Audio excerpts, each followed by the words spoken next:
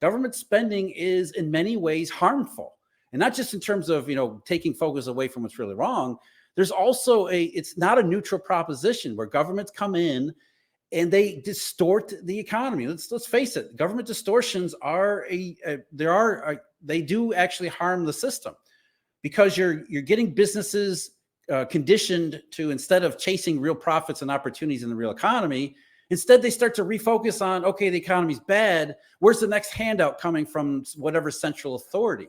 Instead of focusing on legitimate and sustainable business, you're always chasing the next stimulus check. That's one of the biggest problems that's plaguing the Chinese economy right now, is that as the private system gets worse and worse and worse, businesses orient more and more and more to whatever Beijing is going to do next. That doesn't help the long-run prospects of the system. So it's worse than just, okay, we'll spend a bunch of money by the central authority, and then, it just, most of it will be wasted, and that's, there's no real downside to doing that. There actually is a downside, which is one of the reasons why the Japanese example is the most potent one. What they show is that it does completely change the orientation, at least at the margins, of the entire economic system away from where we need it to be, to instead looking more toward what's the safest return I can get from the next government program that inevitably is going to end up being used, because the more government does, so you get economy falls down, government spends a bunch of money, it's inefficient, it's wasted, it distorts the economy, makes it more inefficient, which means the economy is going to continue to be rough and bad and well below potential, which only means the government's going to do more, which causes even greater harm, and then leads to more government intervention and then greater harm. That's why we've been in this constant government spending, low interest rate cycle over the last 15, 16, 17 years, because it doesn't solve the problem. It just leads to the next inevitable government intrusion. Do you think this blows up with the sort of the bond market and concerns about deficit, or is this more sort of have to be through voting and change from government? How do you see this happening? Yes, sadly, the idea of bond vigilantism is, it's understandable where that comes from. I don't think there was ever bond vigilantes to begin with.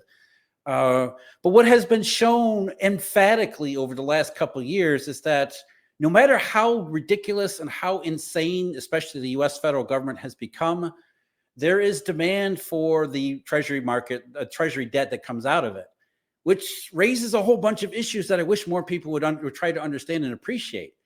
If there is overwhelming demand for safety and liquidity, and I understand that it doesn't seem like treasuries should be safe and liquid, but when we talk about safety, it's really about the liquidity aspects more than the credit profile of the issuer.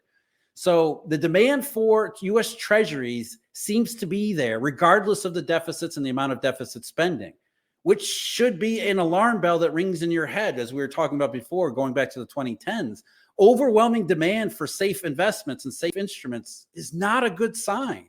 And the thing is that politicians in Washington have figured this out. It took them a long time, but they finally figured out that the bond market in the state that it's in will buy as many treasuries as they want to issue. So there really is no constraint on the federal deficit. Now I'm not advising this. I'm not saying this is a good thing. What I'm saying is we need to understand that this is the case. As long as the bond market demands safety and liquidity because of the economic climate and some financial risks as well, then the government can continue to borrow and borrow and borrow as much as we want. That's the Japanese example. We're following the Japanese path almost exactly. And what that means is, as you were saying, Anthony, the solution to that is we got to stop looking at the treasury market. I know people say this all the time. The treasury market's going to blow up. The government's going to issue so much debt that treasuries won't be able to absorb it. Well, we've seen that in practice. Over the last couple of years, the amount of deficit spending, the amount of debt that has been raised over the last couple, it's just mind-boggling. Outside of any type of emergency, we've gone completely insane.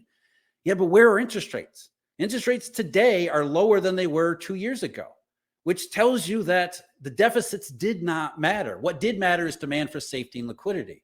So the only way to put a stop to this is at the ballot box. We got to stop thinking the treasury market's going to blow up, because it's proven time and again that it's not, that the demand for safety and liquidity is the overriding factor, fundamental prospects and fundamental valuations and interest rates. And that means that any chance to stop the government from continuing to harm the economy through its reckless fiscal spending, it has to be a political solution, not a market solution. Yeah, which doesn't seem Well, there's lots of rhetoric about it, but we'll see if any of that actually follows through or if the people are voted in. You know how this is, man. I Yeah. mean, politicians, it doesn't matter what party you are. This is not a partisan issue. Both parties are equally bad. Well, maybe not equally bad, but both parties are legitimately bad. And politicians want to buy votes. I mean, let's face it, that's what they wanted. I mean, the safest route to re-election is to buy the electorate off. And since politicians have figured out that they can borrow as much as they like, given these circumstances, they don't care about the economy. They don't care that it sucks and it's getting worse for most people. They're only looking out for themselves. And so they have this ability to buy votes and gain power through their increasing budgets. They're going to continue to do it. There is no appetite on either side to address these deficits. And so I know what people, I mean, the entire idea of inflation as well as rising interest rates and really soaring interest rates was one of those ways in which you think, okay, this has to come to an end. There has to be a way to get Washington, to rein Washington spending in.